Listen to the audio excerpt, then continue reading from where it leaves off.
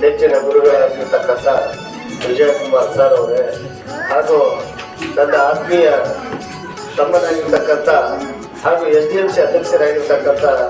ಯಶವಂತ್ ನಾಯಕ್ ಅವರು ಪಡೆದುಕೊಂಡು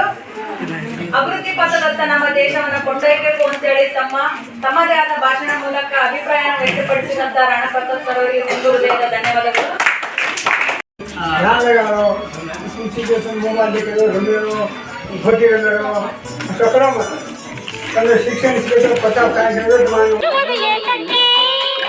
ಪ್ರೀತಿಯಿಂದಾನೆ ಪ್ರೇಮದಿಂದಾನೆ ಸೂರ್ಯ ಚಂದ್ರ ರಾತ್ರಿ ಹಗಲು ಬರುವುದು ಏತಕ್ಕೆ